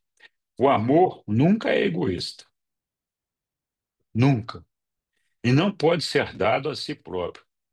Você pode acumular quanto amor quiser. Não adianta eu, Henricão, aqui acumular um poço de amor. Eu não tenho como dar esse amor para mim mesmo. Eu tenho que dar esse amor para alguém. O amor divino não pode ser autocontido. Ele tem que ser dado sem egoísmo. Então, se nós recebemos amor do nosso Pai, nós temos que ter certeza que o mesmo amor que o nosso Pai dá para todos nós. E se eu puder compartilhar esse amor com todo mundo que me cerca, é isso que eu devo fazer, né? Não fazendo pré-julgamentos, não fazendo segregações, não fazendo restrições, porque a pessoa é de cor, ou pintou o cabelo, ou é gordo, ou é magro, ou é alta, ou é gay, ou sei lá eu o quê, né? A gente arranja tantas razões para ter preconceitos, né? Então, tudo bem, a gente não precisa concordar com a maneira, com a aparência, com a forma de cada pessoa. Nós temos a nossa própria aparência, a nossa própria maneira de nos conduzir. Mas nós não temos que desprezar as pessoas porque nós não gostamos da cor do cabelo dela, né? Então, isso não faz sentido nenhum, um negócio desse, né? Muito bem. Os crentes do reino deveriam possuir uma fé implícita, deveriam acreditar com toda a alma no triunfo certo da retidão.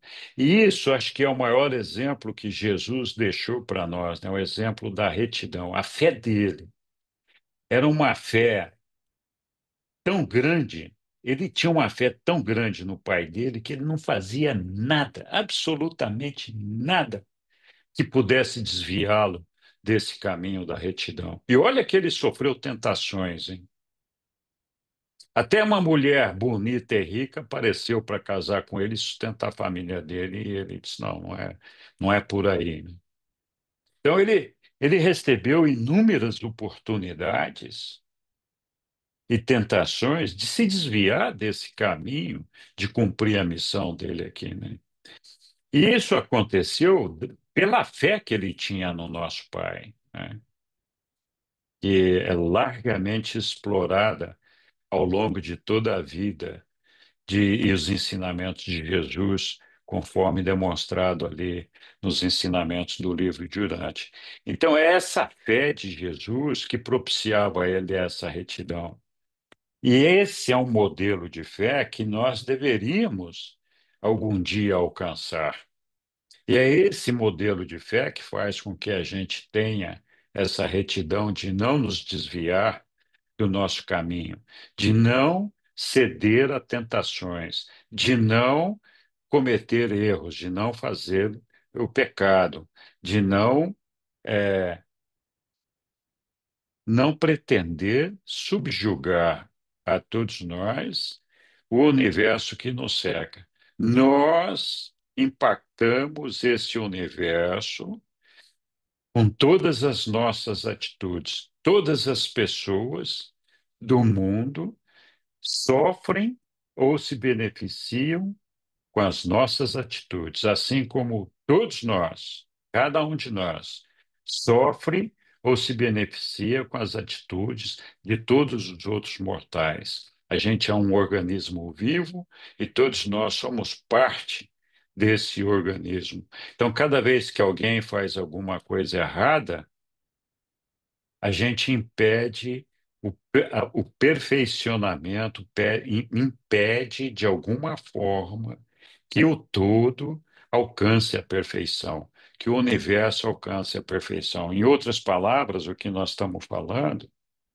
é que assim como eu, Henrique, domino de alguma forma o ambiente que me cerca, eu na minha casa posso colocar quadros, tirar quadros, móveis, dentro dos meus limites de poder, eu altero esse ambiente que eu tenho aqui da maneira como eu acho que é bom para mim e me relaciono com as pessoas como que me cercam da maneira como eu acho que é bom para mim e que eu deveria achar que também é bom para todas essas pessoas.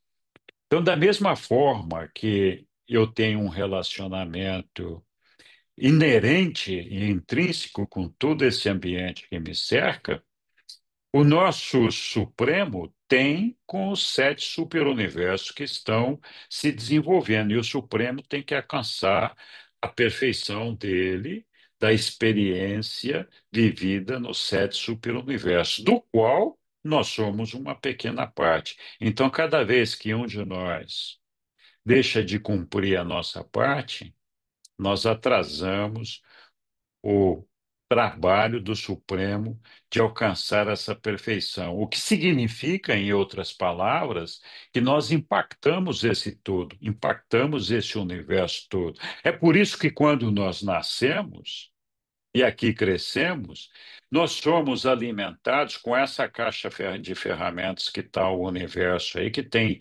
todas essas informações que se acumularam antes da nossa chegada nesse universo, e nós compramos e somos alimentados com todas essas informações morais, condutas, ética, maneira de ser, de se comportar, trabalhar, etc. Aparência, tudo nós fazemos em função desse pacote, desse tudo que está aí. Então, a nossa tarefa é, de alguma forma, melhorar esse todo. Melhorar espiritualmente falando, ajudar a que eles se completem de uma forma que beneficie a todas as pessoas e que todas essas coisas, esses ritos, dogmas, que nos prendem aqui como, como se fosse uma âncora neste ambiente em que nós vivemos, nós deveríamos tentar ajudar a acabar com isso, porque se de alguma forma esse universo nos sustenta e nos mantém inserido nele, de outra forma também ele nos prende nele e impede que a gente avance muito mais do que o próprio universo pode avançar. Então, é uma tarefa conjunta de todos nós fazer com que a gente possa melhorar as coisas, cada um com a sua contribuição, para que todos nós possamos ser mais e mais felizes, né? Essa é que é a ideia. É, a fé que está implícita nesse negócio, os reveladores nos dizem que assim, a crença, todos nós temos crenças, né? Até crença na Virgem Maria, ou crença não sei o quê, até crença no Pai, assim. A crença terá alcançado o nível da fé quando estiver motivando a vida. Eu falei disso ali atrás, né? E moldando o modo da vida. Então, a fé, ela faz com que a gente estabeleça um padrão de vida, um modo de vida que nos impede, que é uma retidão que nos impede de nos desviar desse caminho. Essa é a fé. A fé não significa se eu acredito ou não na existência de Deus, se eu acho ou não que eu vou alcançar Deus, se eu acho ou não que o Pai está comigo, se eu acho ou não que Jesus esteve aqui na Terra. Todas essas ideias que eu tenho convicção de que é uma certeza de que aconteceram e elas estão lá, não se traduzem automaticamente em fé. A fé é esse relacionamento pessoal de amor de cada um de nós com o nosso Pai, com o nosso Criador, que implica em nos doarmos a Ele com uma lealdade e um desejo inviolável de alcançá-lo e de cumprir a vontade dele. Então, isso é que dá essa retidão e esse modo de vida, que é o que a fé deveria nos dar. Os indivíduos sabedores de Deus não se deixam desencorajar pelos infortúnios, nem ser abatidos pelo desapontamento. Nós já falamos disso em outras oportunidades, né? Os problemas não vão desaparecer porque a gente tem fé. A gente só vai lidar com eles de uma forma diferente. A gente vai lidar com eles com mais coragem, com mais conforto, com mais entendimento das coisas e sabendo que todos esses problemas são passageiros, né? A cada dia que um verdadeiro crente vive, ele acha mais fácil fazer a coisa certa. Então, é uma coisa natural. À medida que nós vamos praticando e nos aproximando de Deus, cada vez mais a gente enxerga com naturalidade esse trabalho de fazer parte desse reino de Deus que nós queremos alcançar. A vida espiritual faz o autorrespeito aumentar vigorosamente. Então, quando a gente se desenvolve espiritualmente, é como Jesus enfrentando Pilatos e aquele pessoal ali do Sinédrio. Ele permaneceu impassível, ele tinha um autorrespeito, ele sabia tudo o que estava acontecendo, mas ele não se deixava abalar por todas aquelas coisas lá, né? Por quê? Porque a força espiritual de Jesus, que provavelmente nós não vamos alcançar ainda aqui em terra, estava acima de tudo aquilo ali. Dava a ele uma força, um vigor que impedia que ele se atemorizasse ou perdesse por ele mesmo o autorrespeito, ou que tivesse que lutar bravamente ali para tentar convencer as pessoas da canelada, butinada, para tentar convencer as pessoas que elas estavam fazendo uma injustiça. Ele permaneceu ali impassível, superior, acima de todos, sabendo que ninguém poderia destruí-lo. Poderia destruir o corpo físico dele, mas não a ele, né? Ele era muito mais do que isso. Não é possível respeitar-se a si próprio mais do que amar ao semelhante.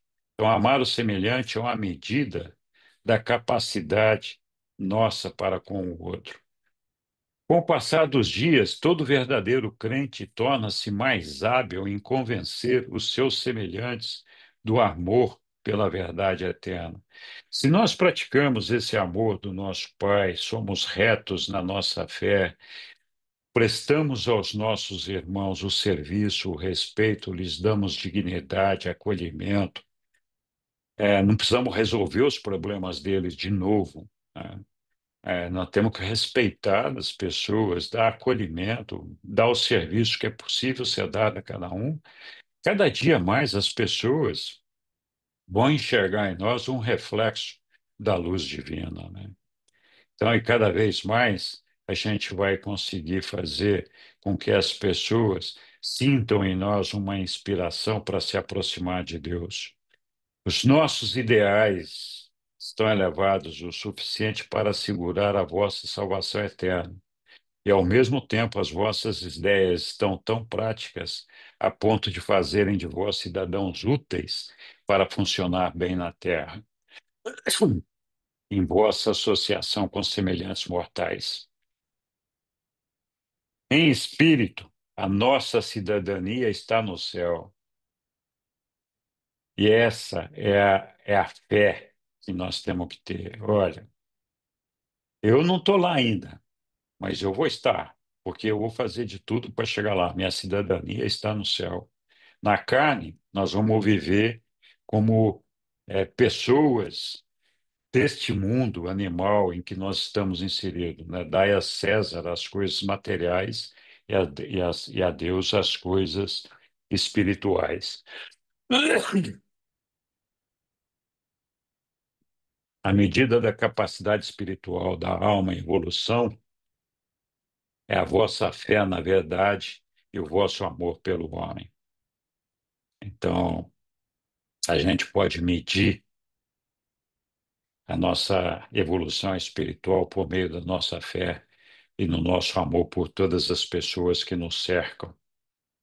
Mas à medida que a vossa força humana de caráter é a vossa capacidade de resistir à ação dos rancores e a vossa capacidade de suportar o acabrunhamento em face de uma profunda mágoa. A derrota é o verdadeiro espelho no qual deveis honestamente ver o vosso eu real. À medida que envelhecerdes e ficardes mais experientes no assunto do reino, adquirireis mais tato para lidar com os mortais importunos e mais tolerância para conviver com os discípulos teimosos. E aí uma coisa que é um incentivo para todos nós, né? Nós temos que desenvolver o tato. O tato é o ponto de apoio da alavanca social e a tolerância é a identificação de uma grande alma. Então nós temos que ter tato para lidar com as pessoas e com os problemas e ter tolerância, né? Se nós possuirmos esses dons raros, nós tornarmos mais alertas e experientes nos nossos esforços de evitar mal-entendidos sociais desnecessários, né? As almas assim sábias são capazes de evitar muitas das complicações que certamente são o quinhão de todos aqueles que sofrem da falta de ajustamento emocional, né? Daqueles que se recusam a crescer e daqueles que se recusam a envelhecer com galhardia. Evitai a desonestidade e a injustiça, né? Não busqueis um reconhecimento que não vem do esforço. Amai e recebei livremente as fontes divinas e humanas, independentemente do nosso mérito, e amai livremente em retribuição. O mortal consciente de Deus tem certeza da sua salvação. Ele sabe como suportar com bravura os sofrimentos inevitáveis e não se queixa quando enfrenta esses sofrimentos que são inescapáveis. O verdadeiro crente não fica cansado de fazer o bem, né? A dificuldade aguça o fervor do amante da verdade, os obstáculos apenas incitam mais o empenho dos construtores destemidos do reino. Bom, aí Jesus regressou para a Fenícia com todos os apóstolos, né? E aqui tem mais uma descrição dessa viagem de volta dele para a Fenícia, né? E por meio da conversa deles com Davi, eles ficaram sabendo que a perseguição a Jesus estava cada vez mais acentuada, né? E como Jesus tinha se ausentado de Cafarnaum e da Galiléia, os perseguidores deles assumiram que Jesus estava muito amedrontado, então, por conta disso, não voltaria a incomodá-los, né? Mas não foi bem assim como a gente sabe, né? Tudo bem. Quando eles retornaram lá, então, da missão na Fenícia, Jesus reorganizou as forças. E aí eles começaram a se preparar para o último ano de Jesus e sua missão aqui na Terra. Muito bem, pessoal. Não sei se o Aélio ainda está aí. Bom, Aélio, eu acho que o caráter é formado justamente por essa combinação de fatores e não é uma coisa que é formada, que a gente recebe pronta. É uma construção que vai acontecendo com a nossa experiência, com a busca por aquilo que é certo, por aceitar as influências espirituais. Diga lá, ô Caio. Só que tem várias definições de caráter, tudo, mas eu gosto de, assim, você poderia entender caráter como a moral de uma ação é aquilo que geralmente você faz quando os outros veem. E o caráter é aquilo que você faz quando ninguém está vendo. Então, é uma coisa que é muito mais íntima, é como se fosse uma moral muito mais íntima, uma soma de valores que você constrói, que são valores que são muito mais íntimos do que uma simples moral, tá? Esse é um modo de entender caráter também que eu particularmente gosto. Legal, Caio, acho que é isso mesmo, mas eu acho que o ponto-chave aqui é que caráter não é uma coisa que vem construída, que o pai deu para cada um de nós. Olha, esse Não, aqui é o coisa seu que você caráter, desenvolve. né? É, o É, caráter tem que ser desenvolvido, ele tem que ser trabalhado, ele tem que ser construído, e ele é construído em cima dos valores que nós vamos desenvolvendo para a nossa vida. E esses valores, eles vão estar mais ou menos próximos da verdade e da realidade, na medida em que nós permitimos que a gente tenha uma coordenação do Espírito atuando sobre nós. Então, quando nós buscamos a Deus e, de alguma forma, nos deixamos influenciar por essas forças espirituais que nos cercam, o Espírito Santo, os espíritos ajustadores da mente, o Espírito da verdade, o próprio Jesus, o ajustador do pensamento. Essas forças todas conspiram para que a gente possa devagarinho e permitindo que essas forças espirituais in- exerçam uma influência sobre nós. E essa influência sobre nós, associada à nossa mente, à nossa energia física, é que faz com que a gente vá construindo esse caráter que nós desenvolvemos cada um. Essa é a minha maneira de ver. E eu concordo com o que você falou, é uma coisa íntima, porque é uma coisa muito pessoal. É uma coisa de cada um, é uma construção a partir da experiência pessoal de cada indivíduo, né?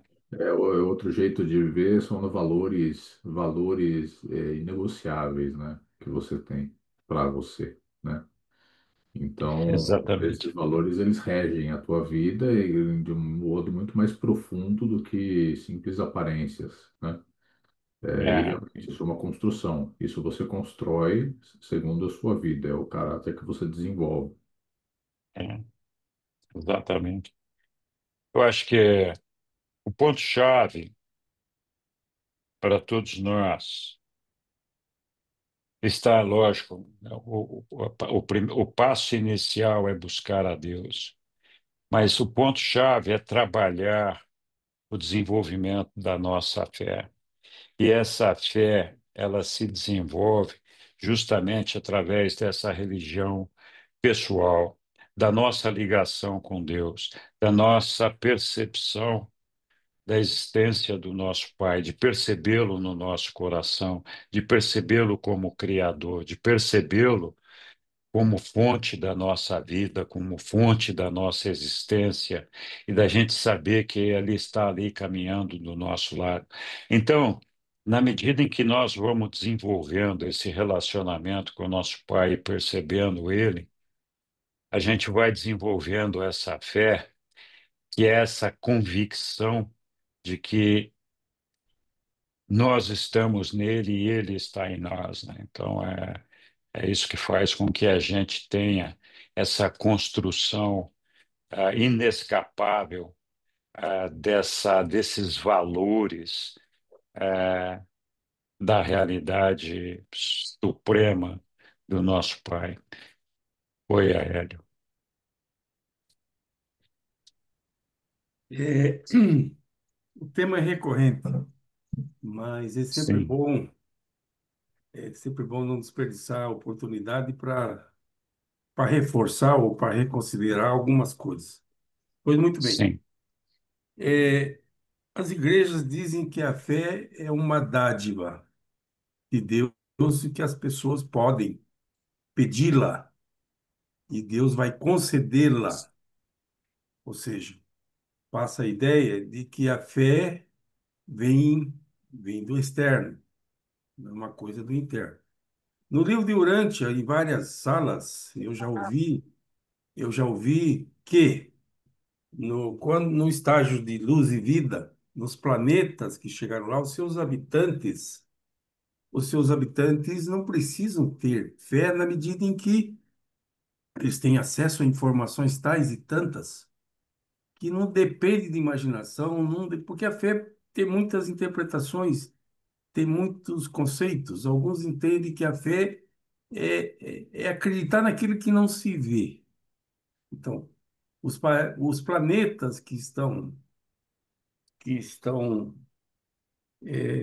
por conta da rebelião de Lúcifer, esqueci o termo, elas estão impedidos de ter acesso aos seres celestiais, a terem um contato mais próximo com essas realidades espirituais. É, Quando alguém está doente e separado, como é que chama? Esqueci o termo agora. Alguém está doente, está separado, ela está em Quarentena. Isolado. Isolado, quarentena. Quarentena. Puxa, quarentena. estou com dificuldade. Então, esses planetas em quarentena, os seus habitantes não têm o privilégio dos demais planetas, que têm assim, uma proximidade maior com esses seres espirituais. E por conta dessa proximidade maior, o nível de acreditar no que não se vê é diferente, completamente diferente. Onde você não tem acesso a isso, você tem que acreditar em narrativas, tem que acreditar em alguma coisa. Bom, mas eu não quero me estender demasiado. O ponto é o seguinte: a fé é uma coisa que vem de dentro, é uma coisa que vem de fora, porque alguns têm, outros não têm. Isso é como tomar decisões positivas, enfim, depende do caráter, isso depende do estágio de evolução da alma, causa ou é consequência. É, não sei se eu me fiz entender, mas o meu objetivo é confundir mais do que esclarecer. Henrique, ou qualquer outro que possa responder. Obrigado. Ah, Ô, pode sim, Caio, pode, diga lá. vamos lá. Primeiro que fé no livro de Urântia, a gente tem que entender que é algo que evolui. A fé ela não é igual. A fé ela tem que ser uma fé viva, né? E ela evolui. Então, lógico que a fé ela vai ter níveis diferentes e ela vai evoluindo. E eu tenho certeza que mesmo fora daqui, quando a gente estiver lá bem próximo de Deus, ainda, apesar de todo o conhecimento que a gente tem adquirido e que a nossa fé tenha evoluído para uma fé diferente dessa que a gente tem hoje, ainda sempre vai ter algo que a gente desconhece, e esse algo que a gente desconhece, que a gente acredita piamente, apesar de desconhecer, ele está sempre no âmbito da fé, tá? Tudo que você desconhece, mas você acredita piamente, que é de uma certa maneira, é uma coisa que está nesse âmbito da fé, tá? Então, a fé, não acho que tem um momento que não precisa de fé. Talvez nos planetas mais evoluídos, tudo, a fé seja diferente, assim como a fé nossa vai ser diferente daqui a alguns milênios, quando a gente tiver uma compreensão diferente das coisas, quando a comunicação for estabelecida. Ou seja, a gente não pode prever hoje qual é esse tipo de fé que a gente vai ter. Eu acho que não, mas vai ser algo único. É algo único na nossa experiência pessoal, assim como vai ser algo único na história de cada planeta, de cada civilização. É o modo como né, essa fé vai trabalhar. E assim, fé, no fim das contas, ela para mim, ela é sempre uma certa convicção que você tem de algo que você não conhece ao todo, tá? Te dou uma, a fé não necessariamente é sempre religiosa. Até, por exemplo, um ateu, ele tem que ter fé. Tá? Aí você fala assim, como o ateu tem que ter fé? Tá bem na moda hoje em dia até uma discussão entre o pessoal que é ateu, e muito materialista, né? Científicos, etc., que se você pegar só no planeta Terra e ver todas as somas de fatores que você precisa para só ter vida e a vida ser viável no planeta Terra, essas somas de fatores ela é incompatível com aleatoriedade que teria no universo. Então você precisa ter muita fé. Até o cara que é ateu precisa ter muita fé de que essas coisas acontecem de modo aleatório. Então, tudo que concerne essa crença, uma afirmação positiva de algo que você não compreende bem, isso sempre estaria nesse âmbito da fé. Obrigado, Caio. Antes de passar para a Daniela ali, é,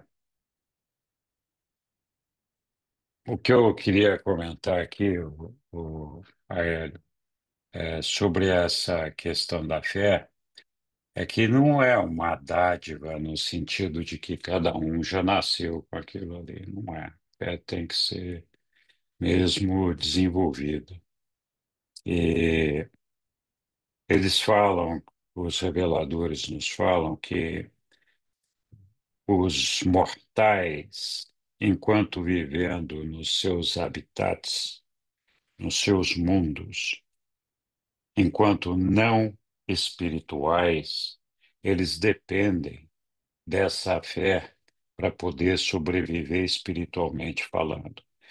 Porque quando a gente sair daqui para as Morôncias, a gente lá vai ter, como eu comentei no início da nossa conversa aqui, vai ter uma percepção moroncial das coisas, onde nós podemos ter até 70 sentidos diferentes. Hoje nós temos 5.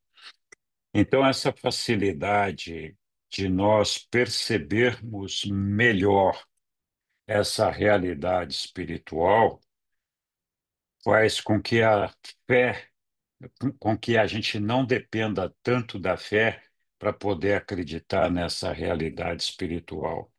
Então, não é uma questão de estarmos em isolamento ou não, porque os países, os mundos que não estão isolados, eles também dependem da fé para conviverem com a ideia de Deus. Nós estamos aqui, recebemos é, revelações e ainda assim temos dúvidas, temos dificuldades, né? Então, sim, nas Morôncias a fé já não é um atributo, uma coisa tão indispensável como ela é aqui para que a gente possa sobreviver espiritualmente. No livro de Urante, ali nos ensinamentos do livro de Urante, os reveladores atribuem esse elo da fé exclusivamente a Deus e sua criação. Então, ele é o que eles chamam de fé ali, está vinculado com a nossa, o nosso amor, o nosso relacionamento pessoal com o nosso Pai. Eles, inclusive, diferenciam isso ali das crenças. Mas tudo bem, vamos lá. Diga lá, Daniela. Então, o Aélio questionou se a fé é uma coisa externa ou é interna e trouxe esse fato da gente ser um planeta em quarentena.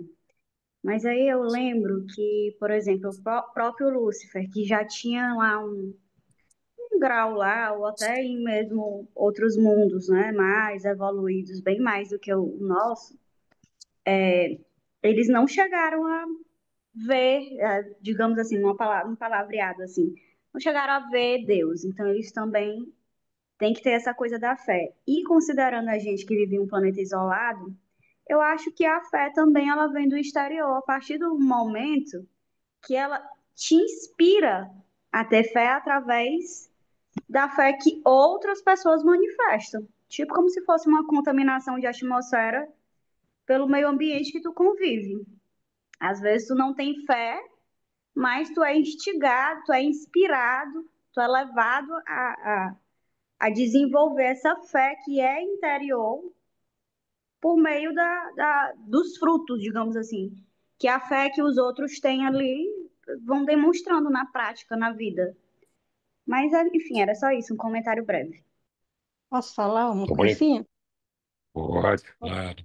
Então, ainda sobre fé, eu penso assim, que fé, ela caminha junto com a confiança.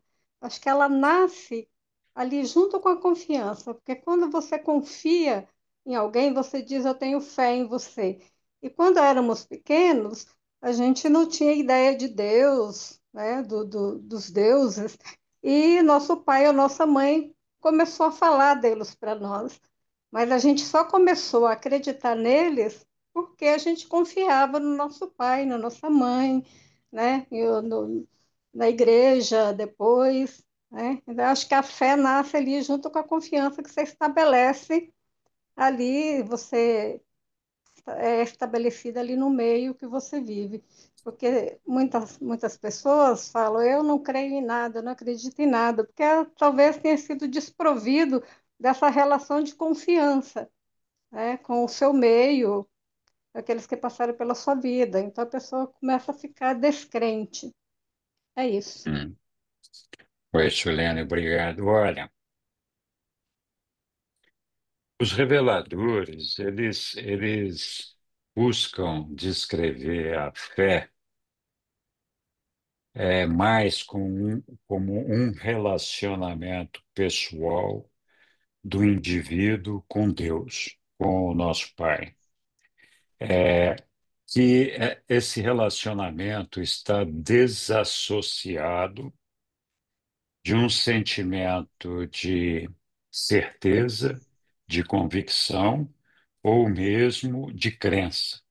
Então, por exemplo, os cristãos, de uma maneira geral, eles falam: eu tenho muita fé na Nossa Senhora, na Virgem Maria. Para os reveladores no livro de Urântia, isso não é fé, isso é uma crença.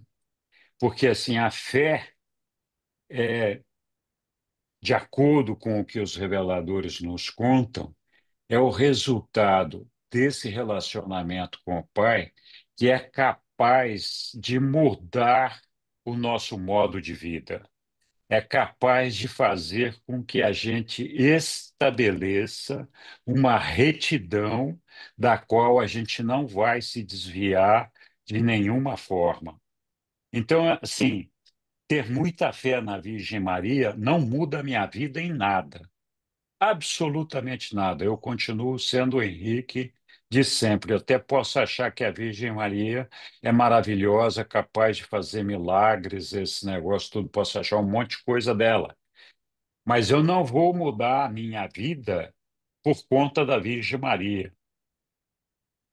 Mas eu vou mudar a minha vida e vou manter um padrão de retidão, um padrão de conduta, para garantir que vai me levar até o reino de Deus, cumprindo a vontade do Pai todo dia, porque eu sei que isso é o que é necessário para que eu possa ganhar a vida eterna e estar com meu Pai lá do outro lado. Uma vez eu estava comentando aqui e eu falei: a gente luta muito, né, para a gente conseguir estender o nosso período de prova neste mundo, aumentar um dia a mais na nossa vida.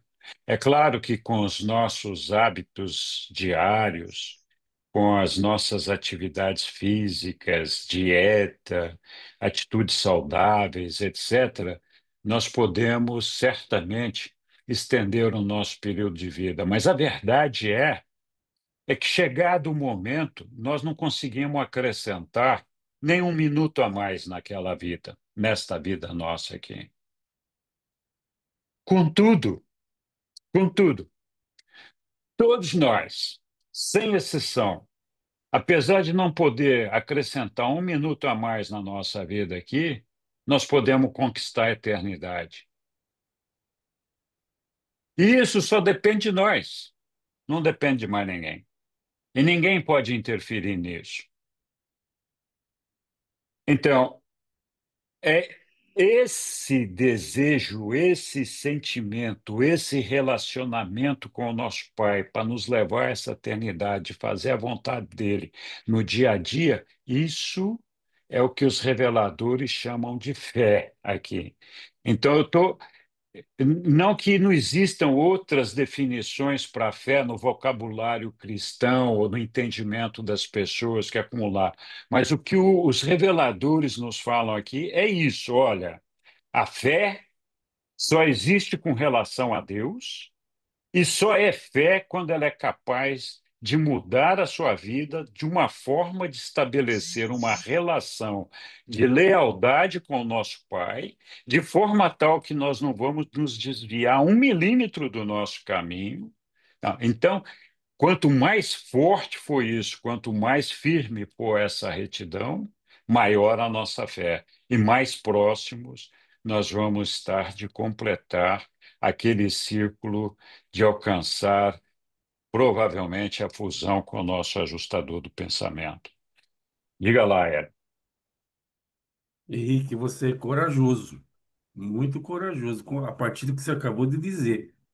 E Eu se sou você mesmo. falasse isso para minha mãe, você ia para o tronco. Ia ser É mesmo? É, execrado. Que a eu confiança sei. dela, ela chamava de fé. E eu sou Sim. testemunha, entre pessoas próximas, que a fé deles produziu muitas bênçãos, muitas bênçãos, muitas bênçãos. Eu mesmo ficava admirado. Falei, nossa, um dia eu quero ter essa fé. Mas, enfim, eu não me inscrevi para dizer que você vai para o troco. Eu me inscrevi para dizer que crenças, de fato, não são sinônimos de fé e vice-versa. Me inscrevi para dizer que crenças podem admitir adjetivos, verdadeira, falsa, enquanto fé, não sei se cabe adjetivo. Você acabou de pôr um adjetivo agora na tua fala, que a fé deles é falsa. Eu, de fato, não concordo com você. Mas tô doido para ver o sorteio. Obrigado. Desculpe. Ah, imagina, Hélio, Desculpe o mau sempre jeito. bem-vindo. Não, não é mau jeito, não. Eu acho que você está certo. Eu só quero fazer uma correção. Eu disse muito claramente que existem entre os homens, especialmente no mundo cristão, inúmeras definições para a fé. Então, cada um adota a definição que quiser ter. E disse muito claramente qual é a definição de fé que os reveladores estão dando. Então, você pode usar aquela que melhor te convenha. Mas a definição de fé que os reveladores estão dando não é essa que você tem com a Virgem Maria, não é essa que é aquela que você tem com Deus e que vai te levar até Ele. É essa definição de fé que os reveladores estão dando. Independentemente das outras estarem certas ou erradas, eu só estou esclarecendo o que os reveladores no livro de Urântia consideram fé. Ponto. Eu sei que nós temos muitas ideias sobre essa questão da fé, e não tenho preocupação nenhuma de discutir isso com quem quer que seja, mas tudo bem, maravilha. Bom, outros temas ou assuntos ou perguntas ou dúvidas? Muito bem. Obrigado, Então, Henrique. vamos interromper a gravação aqui. Como sempre, muito boa sua apresentação.